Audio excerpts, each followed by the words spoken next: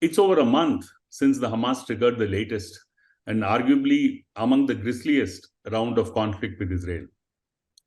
As we speak, Israel is on the verge of entering the inner areas of Gaza, and fierce fighting is on between Hamas fighters and Israeli troops. Nearly 11,000 Palestinians and 1,400 Israelis have been killed in the over a month-long fighting that has also seen large parts of Gaza flattened, including hospitals, refugee camps, and thousands of residents displaced.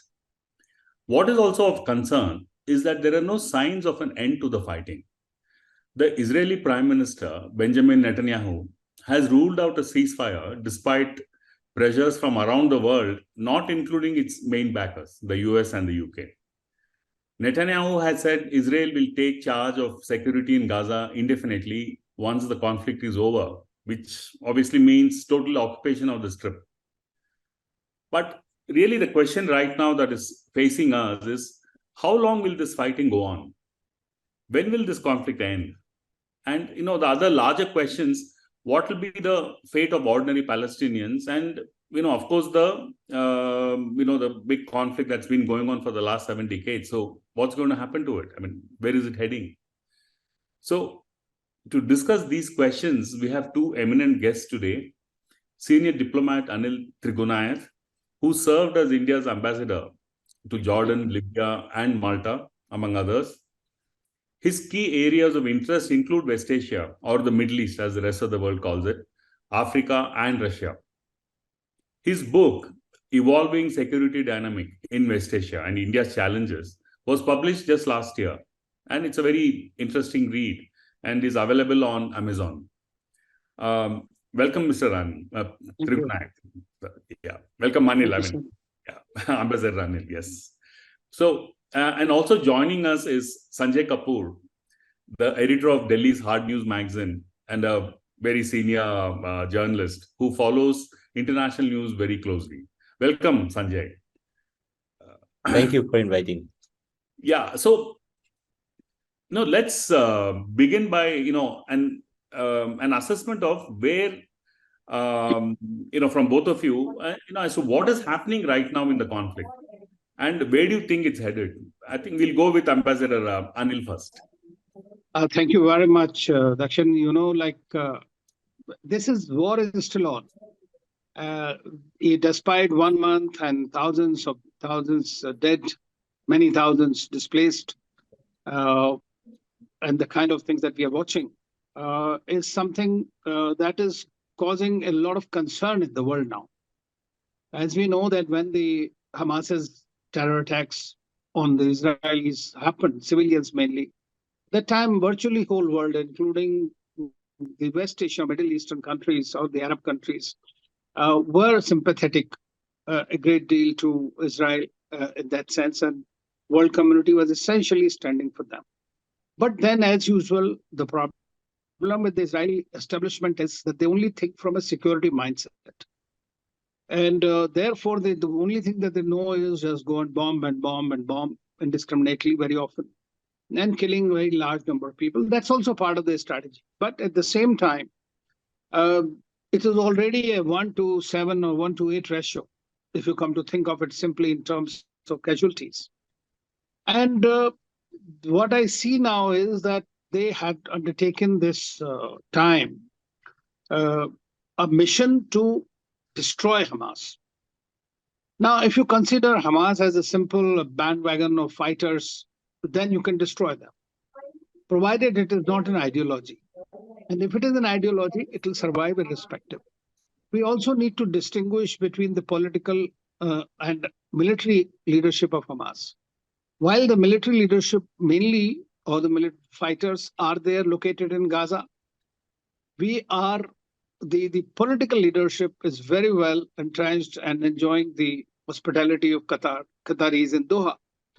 They are continuing to work on it. Secondly, there are other intermediate players apart from the United States, which are also changing their track.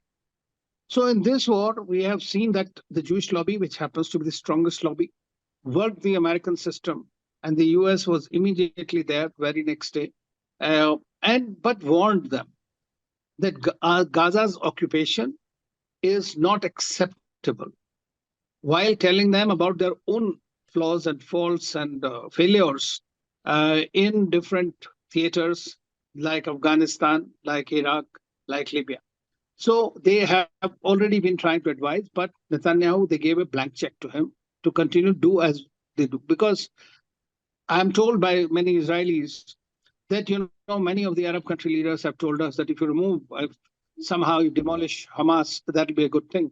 Well, most people will agree with that, because that has also to some extent denied the possibility of a solution. And Israelis, including Benjamin Netanyahu, was in fact one of the supporters of Hamas or facilitators of Hamas, and strengthened it to a great deal and used it to create a division in the Palestinian movement. So what is likely to happen is that as and when this war ends, and I'm sure there will be pauses now, he's agreeable to that.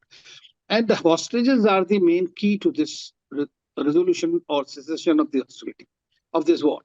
So 240 odd civilians and military personnel who are in Hamas's custody at the moment. And as most of the military experts will tell you, that the war, which is door to door, house to house, is the most difficult war ever fought by any country. And the main forces are not that used to doing it, especially when you have tunnel kind of a tango that is playing out in the region, and they are hardcore fighters who are ready to die. So there is a difference. Israel has already, as per some counts, already lost more than 29 soldiers in the ground offensive alone, and 330 were killed in the beginning on October 7th itself. So this has been the hardest hit after Holocaust that they had suffered this kind of and which I believe that even the Hamas was not expecting that kind of thing. So they also, probably it was a windfall for them that they were able to do that. So the impregnability and invincibility of the Israeli security umbrella was pierced this time. Apart from, of course, putting all the Arab countries on notice now, because the Arab street is charged once again.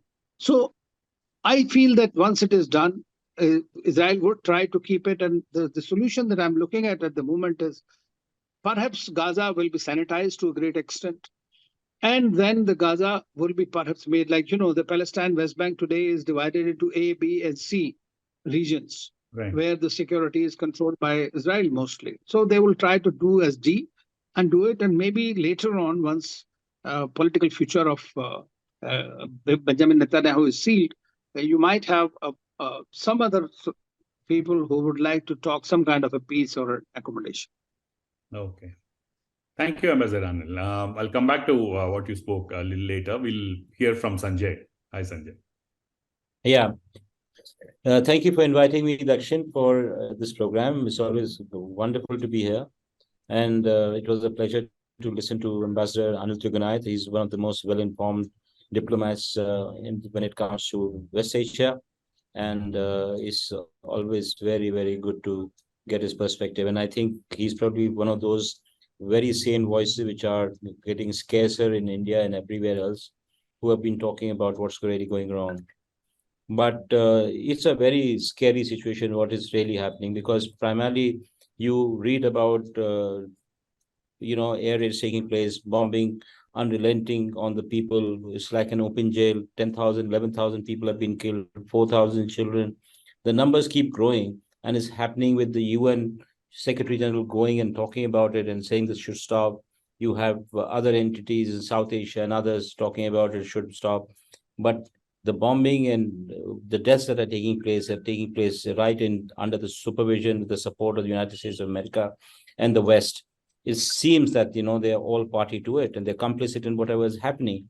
And they might just get away, primarily because the sense of outrage one expected from the rest of the countries hasn't really gone to the level where they're compelled to stop. You look at how the countries of Arab world have been reacting. They've been making very strong noises. But what next? Nothing really much. And similarly, in South Asia, you have India, you have Bangladesh, Pakistan, and others. So India has been, on October 27th, when you had the UN resolution, we abstained. It's very strange because that resolution was demanding a ceasefire, prevent a humanitarian disaster which is unfolding in front of us. But we decided to abstain. So Israel is getting great amount of comfort from the support it is getting from the West. In fact, dozens and dozens of aircrafts have flown to various airfields in Israel and the areas around that to ferry bombs to kill more people. All kinds of equipments have been given, seemingly to blunt the threat coming in from Hezbollah, which has not really said very much. Even when you had Nasrallah, the head of Hezbollah, who spoke after a month of silence, there was hope that something might happen when it comes to countering the Israeli forces. But he was also a bit wishy-washy on that. He said that the war has been going on and he would not really react to it, and something to that effect. But generally, there's nothing is really happening. So in my reckoning, Israel is by and large getting away with whatever they had planned for.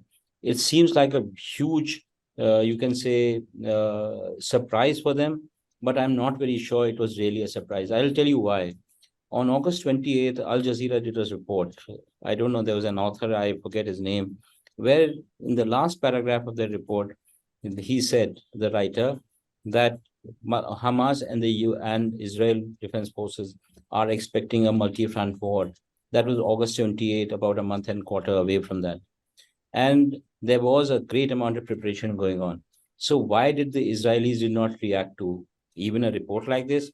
Or for that matter, a country so strong in surveillance did not hear any noise about what is likely to happen. So I'm a bit uncertain, because the way Israelis have been going about it is just to sanitize Gaza. They just don't want to have anything to do with Hamas. Hamas, if you remember, if history is any bears testimony, was also a creation of Netanyahu, because their attempt was to destroy Palestinian Authority, Palestinian administration, which has come up. And the PLO, primarily Yasser Arafat's so left of the center entity that being created. They wanted to have a totally right-wing entity which kind of provides legitimacy to the Zionist agenda. And that is why Hamas was never taken so seriously by the other Palestinian groups. They always thought that it was a terrorist organization funded and supported by the covert outfits which are supporting the Israeli force. So in a certain way, we are not really sure what was the strategy, but by the look of it, it means that the Palestinians will be driven away. There was an attempt to force them out of the Rafah crossing, where Egypt managed to stand its ground. There is another attempt now to see to it that the Israelis provide the security cover to this entire area. And as Ambassador Tigunayat has said, there is a talk of what happens once the war ends. And that war ends means that they will occupy, they will flush out all the Hamas militants who are there, hold up in many tunnels, which are about 500-kilometer long, crisscrossing Gaza's area, and maybe occupy it endlessly. That is the kind of thing that the US is trying to forbid them from doing it. But if you go through the kind of conversation Secretary of State from US, Antony Blinken, has had, it doesn't give an impression that there is a pressure coming in from US to do very much. It's very supportive, very conciliatory. In fact, the first meeting Secretary Blinken had with Netanyahu, he said that I'm US Secretary of State and also a Jew. Who does that, But that is how Blinken presented himself. So in a certain way, we are in a situation where the West is complicit to the great genocide which is taking place. They're killing children. And I tell you, it's not accidental. Almost 4,000 have been killed and more might be happening. Another group which is coming to grief are journalists. About 40 odd journalists with their families have died. In fact, every person in Gaza has a name and a telephone number, and Israelis have it. So when they kill somebody, they know who's been killed. It's not accidental. So 4,000 kids have been killed. And not too long back, you had one of the politicians from Israel who said that pregnant women should be killed because they not bear children who might be a threat to them, like bearing snakes. So, and you have the Israeli defense minister calling them human animals. So that is the kind of vocabulary which is being used. And I'm sure it's causing a great amount of outrage. That is why the popularity that the Israeli enjoyed in the wake of the terror attack on October 7, which in fact was very condemnable, and people were very outraged at how something like this could happen, has been forgotten. I mean, the kind of outrage it has caused, the kind of unpopularity it has caused all over the world, is being causing some kind of serious introspection of countries that really stood up against this kind of genocide. But anyways, this is a very serious matter, and I think there has to be some kind of intervention. You know, one view, in the sense, there has been one thing is there, when the Hamas attacked Israel on October 7th, it's not the beginning of the conflict. I mean, it's the beginning of probably one more round of the conflict. And until it happened, it was in the background. So if you have noticed in the last several decades, whenever there is an issue, an incident, it comes up to the front pages of the newspapers or on television, and then it disappears after some time. But it doesn't mean that the conflict has disappeared. It's just that the world has moved on, and the conflict remains. So one version is that Hamas may have done what it did because it's not like the Hamas probably didn't know what would be the repercussions of what they're doing. So they, one version is that there was an extreme level of frustration, and also the fact that the world had just moved on and the whole conflict had been forgotten. And the people living there were continuing to, suffer the occupation in many different ways.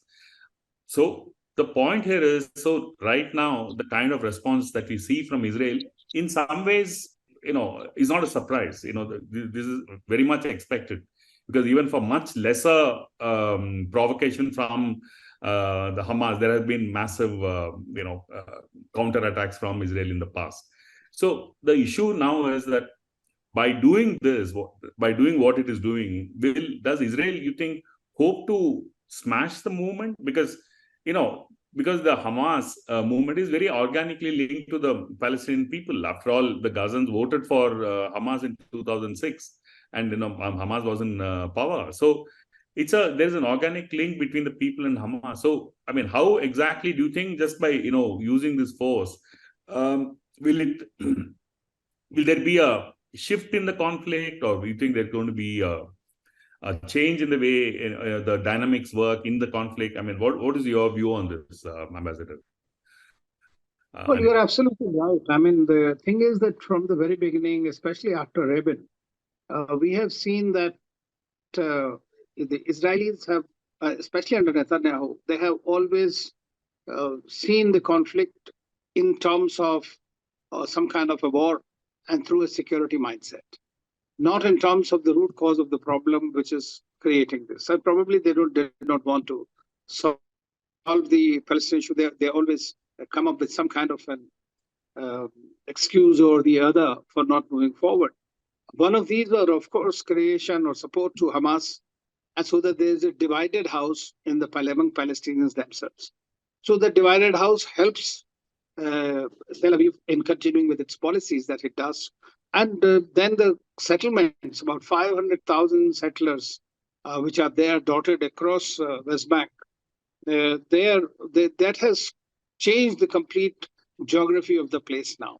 So currently, 78% of the land is occupied by Israeli government, whereas very little is now left for Abbas. And Abbas and his Palestinian Authority do not also have much legitimacy at the moment. Their popularity has dived down. Hamas became very popular mainly because of this, because they saw that the Palestinian cause was suffering. Now, this timing is very important of what Hamas did. One does not know directly exactly, but you can, somehow estimate the reasons for it. In my view, the biggest reason for Hamas to undertake this at this point of time was because they just had a war 2 years ago in 2021, which was quite big in a way. But this time was mainly because there were very sincere and serious efforts by Saudi Arabia and Israel and the US to normalize the relations. Yeah. And a lot of noise was being made. There were joint projects that were being done. You see, UAE and others are there The Abraham Accords they signed. Bahrain did it with the nod of the Saudis. So it was just going on. Now, for the Palestinians, basically, it was very clear that if Saudi Arabia, which is the custodian of two holy mosques, the leader of Islamic world, does normalize ties with Israel, that means the Palestinian cause is lost for good. That is as good as dead at the time. So in order to recharge, because the leaders think differently in the Arab world than their people. The people, this is what they have done, is they have recharged the Arab street today.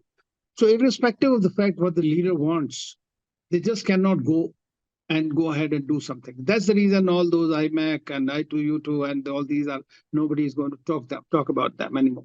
So they have to that extent achieved that objective.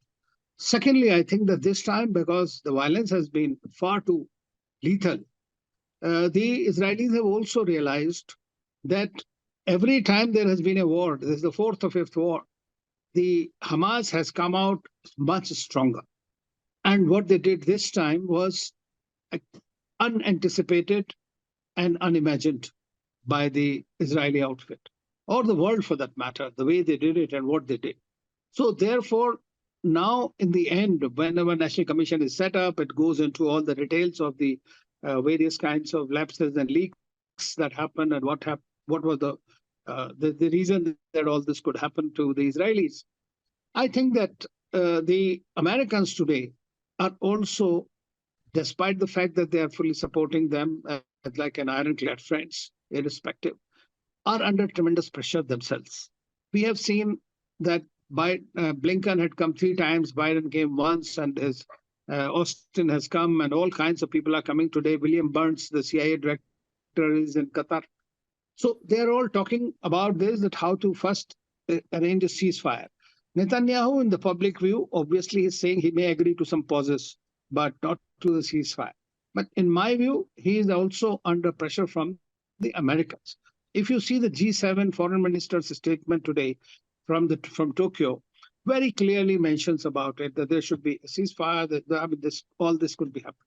Now they're thinking of what after, because Americans are not in favor of Israel taking over Gaza. And Israelis know it too well that they controlled Gaza from 1974 onwards till 2005. And it was impossible for them to continue, despite their famous projects of Ben Gurion Canal and whatnot going through Gaza. You know, all those are there, but at the same time, they knew it's impossible to rule over it when there are people who are wanting their land, wanting to rule it themselves. In my view, everybody basically missed that opportunity in 2006 to integrate Hamas. Yeah. When they had politically won, if they had been accepted by the Western countries, that on this condition, if you give up on whatnot, on acknowledge Israel as a state or its existence, perhaps things could have sorted out. But today, I think there is a greater demand to have some kind of a solution to this problem. So in my view, what will happen is that they are going to sit together, and Americans, whether like it or not, they are going to be dragged into it. But before that, we have to be very careful that nobody wants this war to expand. But if the war expands in the region, then we are looking at a very different kind of a scenario, which will be extremely dangerous for the world's stability. Yeah, right. Thank you. Sanjay, what is your take on the situation now? You think have the chances of resolution of the conflict become better, or has it worsened? And then what's going to happen to Hamas and the Palestinians in Gaza? What's your I tend to agree largely with what the formulation of Ambassador Anil Trigunath, fundamentally about various arrangements that were taking place brokered by US, IMAC, then you have the I2U2 and all that. But there was something that stumped the Americans quite a bit. That was last year's agreement brokered between Iran and Saudi Arabia by China. And that is something that rattled China, US to the extent because they did not know something like this was happening. The other thing that has thrown them out of their usual poise was the BRICS summit, which took place in Johannesburg in September. And that was it showed the enlargement of BRICS. You had Saudi Arabia, and you had Iran, and you had a few more entities coming in. And there was a discussion of de-dollarization. So the BRICS, which was coming up, was also meant to devalue US to a large extent. I don't know how everything fits in, but this is an attempt to ensure that the Saudi Arabia, US, in fact, time and again, we're trying to see that the Saudi Arabia can be firewalled from the Chinese pressure, ensure that it doesn't get weaned away towards Iran. And they kept on saying that if we can normalize relationship between Saudi Arabia and Israel, there would be financial and commercial spin-offs, which would be very good for the industrialized worlds. The IMAC was part of that.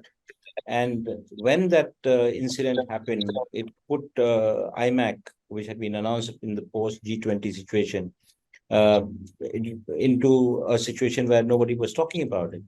So I think that policies don't really change in a manner. Like it's not like the motorcycle that you go on the road and you take a U-turn. It's like a ship.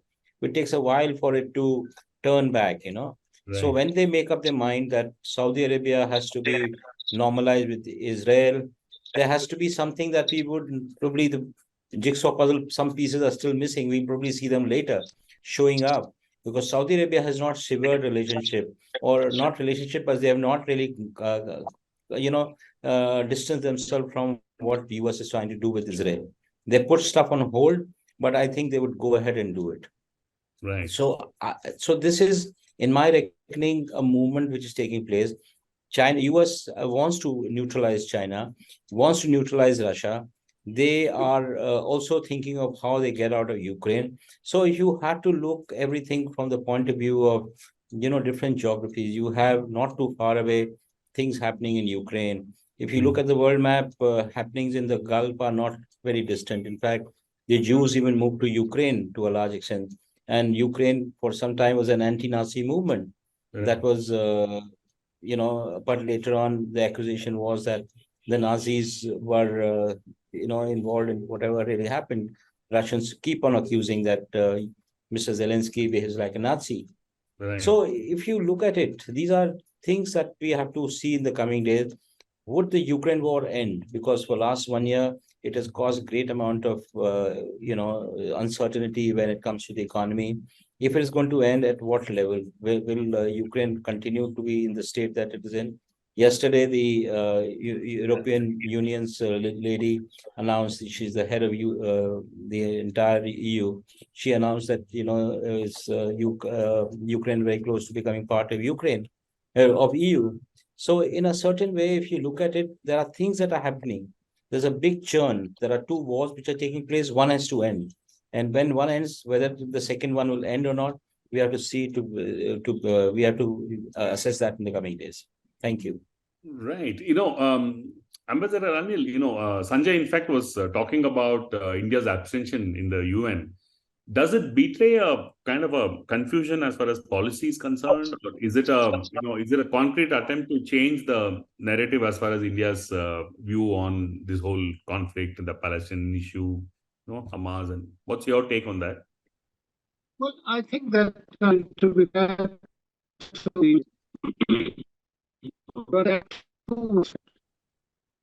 one, in the context of terror attacks, the world virtually agreed that this was a terror attack, right? Without going into the background of why it happened or why Hamas and all that. Instant reaction is that there were so many people died or killed in that or taken hostage. India was to condemn terror attacks.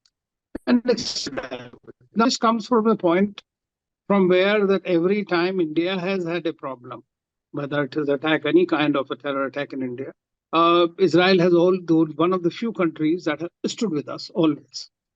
So this reaction would have come from there. There is no doubt that our relationship with Israel is strategic, defense, security, and some agricultural technologies and all that. It was also in the I2U2 and IMAC and all those initiatives that are happening there. But at the same time, India also knows very well that the West Asia is strategically for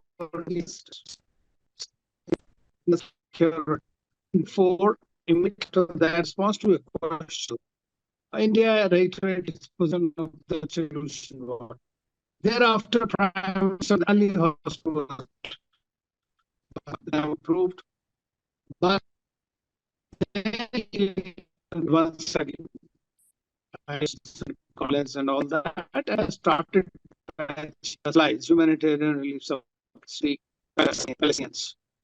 He's asked first.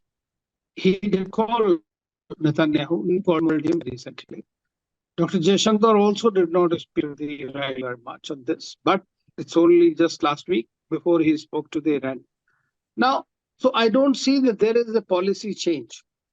But in fact, also remember from 2015, after 15, Sanjay and us, we had met during Prince's visit to Jordan. But after that, we have seen that India had dehyphenated its policy between Palestine and Israel. Now you cannot be here. Very simple. And the Arab countries gradually, as I mentioned in the beginning, that Saudi Arabia was going to normalize ties with Israel, and there everybody was looking at the thing. So India also, I remember I was the desk officer when we upgraded our diplomatic ties with Israel in 1992.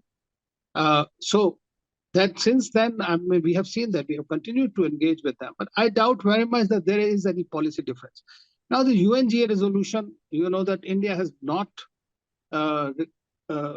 designated Hamas as a terror group. We are under pressure to do so, nor have we them since they took over. You remember the division in Gaza, which was moved in 2005 to Ramallah, and right. So we've not dealt with Hamas.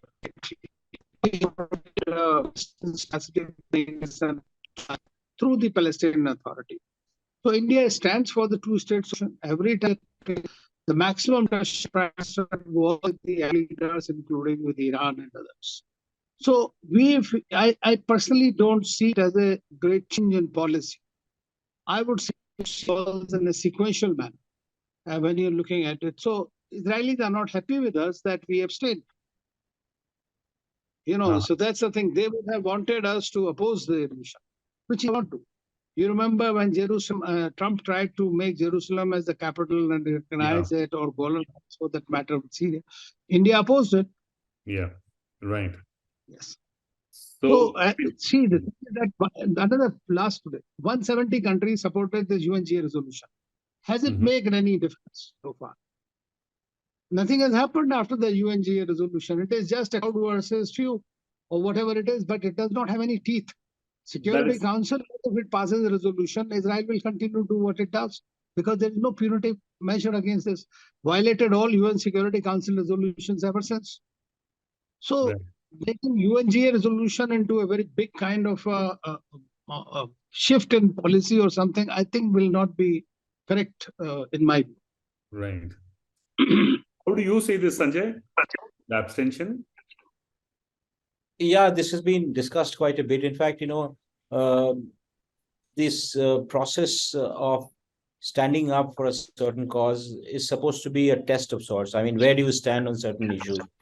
It may not lead to any great thing, because, as Ambassador said, this doesn't have any punitive implications. So when you take a stand, you are conveying that, look here, we disagree with what you're doing. We think there's a humanitarian crisis, and this entire mess of retribution that you are, collective retribution that you're exhibiting, that needs to stop. But having said that, India has tried to walk the middle ground. It has, in the early days, condemned the terror attack like many others. We all were rather outraged that, simple civilian events were, treated like this by the Hamas terrorists and how they got into it. But subsequent to that, the reaction by the Israelis has also troubled everybody, in a sense that nobody expected that a society like Israel is going to really decimate or engage in a kind of genocidal attempt that we thought would not really exist in our times. But that is what is happening. And India has been trying to figure out whether they have a role. But tragically, if you look at it, we have not come up with any great idea to ensure that we insert ourselves. If you look at it, the NAM has become totally redundant. all kinds of entities that we may have had in the past, which could occupy the moral high ground and demand that this kind of thing should stop. They have all gone away or lost relevance. And India is now more part of compacts which are emerging out of the US. And in this case, you find the US is, despite making some brave noises from here and there, continues to support the Israelis in whatever they're doing. So in these circumstances, I don't know whether what we are doing is in a manifestation of any sense of outrage or whatever. We're just trying to potter around and see whether we have anything we can do in these circumstances, because we don't have a role. Right. The Ambassador Anil, this issue of abstention, you're right. I mean, the UN General Assembly, really can't do much. It's only a recommendatory body. But, coming to India, if there have been reports that, people who have been supporting the Palestinians or, demonstrations of support for for Hamas, etc., etc. So, they have been, hauled up, or except in Kerala, probably no other state has actually, encouraged, or, they have actually actively tried to prevent any kind of expression of support for the Palestinians. So, how does that fit in with India taking the middle path? As far as the expression of dissent or support for somebody, I mean, this is a fundamental right of the people. What happened in Kerala, that this was something that they got the Hamas leader to talk at. I think that looks like but it has the second, third largest Muslim population in the world, and their opinion does count, irrespective. So that is also one of the causes for India, in my view, to take the middle path, or the kind of till they find out. Let us see.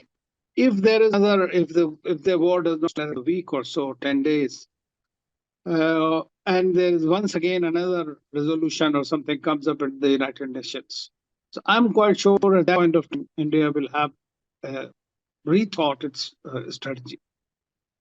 Mm-hmm. Yeah, I mean, you're saying that, I mean, other than Kerala, even in Karnataka, for instance, the protests have not been allowed. So, I mean, I'm just trying to figure out where India stands. Is it a policy issue, or is it they don't want to antagonize Israel? I mean, how do you see it? Yeah, Congress, in Karnataka is governed by Congress party. So essentially, so if I don't see the central government directive to not allow any protests or demonstrations by people as long as they are peaceful. Another is that this basic mistakes. They don't out and over reason. But I don't very much. I mean, I have not seen in few people will go in front of the embassy here there, but there is not very large scale movement at the moment. I think it may be under the wraps, but Kashmir, one has seen some reports on that scope. Maybe we will see it more like this thing. But today, as things look, that Netanyahu may be forced to have pauses and then subsequently this. As I told you that William Burns, as CIA director, is also in Doha. Russians envoy is also in Doha. They are all talking for release of the prisoners. So I believe that once these hostages are relieved from there, then there will be a big key to the seizing these hostilities. Of course, military, there may be many fighters from Hamas who would be dead in the process, may have died already today. One of the top commanders was killed. But they also make it. So as you know, it's not winning war for either side in any way. But Israel wants to project it that they have taken the vengeance for the death in Israel. That's the kind of narrative for their domestic constituency. They are doing it. And Americans, one thing we should not forget that at one time, the Jewish lobby was supreme in terms of its influence. Today, it is also divided in the US. There are many people who do not support the righteous government, Netanyahu, in Israel. They have stopped funding even for that. But when a question came to the sustenance of the state of Israel, at that time, get together and try to support. then simultaneously the Islamic Muslim lobbies, Arab lobbies in all these countries have become far more vocal and organized. So it is not easy. When the that was conducted in the US, has come down to 4% or 15%, and he's going in for election. So he can't afford to do that. That's the reason that Biden is just around in this region trying to, some about some of the seas, not of any. They have to also see their own governance structure and architecture. Republicans, you could not have expected anything better. Right. Yeah. Thank you. Sanjay, what is your take on this? This thing about, not allowing pro-Palestinian protests in India. I mean, in view of the kind of position that India has held. I mean, it's very distressing that something like this is happening. But if you look at the pattern, the government of the day is most uncomfortable with the demonstration. They think that it could spin out of control. Or, for instance, what reports you get from Kashmir is that, the demonstration would have started pertaining to Palestine and could have mutated something else. So there is discomfort in this government that any kind of protest or dissent should be curbed at the level where it can be managed, because if you allow it to happen, then it could go worse. And when it comes to certain states allowing it, for instance, you mentioned the state of Kerala. Kerala is, you have a government which is, I think, supported, very globalized. They talk about happenings in Palestine. They, in fact, allowed a Hamas leader to talk. Tragically, the issue of Palestine is seen to be cause of the Muslim, which wasn't so. It was actually how it started. Palestinians used to be very secular. They were a population which was Christian, and you had Jews, and you had other Druze and other people also. But over the years, it has got thinned out and become more a Muslim issue. So from a nation, it has become a community, and that is a major tragedy. And that is the narrative which has kind of moved in India to a large extent, because you have an ecosystem which is very anti-minorities, and that doesn't allow us any support for a cause which is seen to be close to the Muslims. Yeah, thank you, Sanjay and Ambassador Anil. That was, I think at the moment, we'll stop at this, but I think we'll have reasons to meet, I think, again, I'm sure, soon. And looking forward to seeing you both again. Thank you. Thank you so much.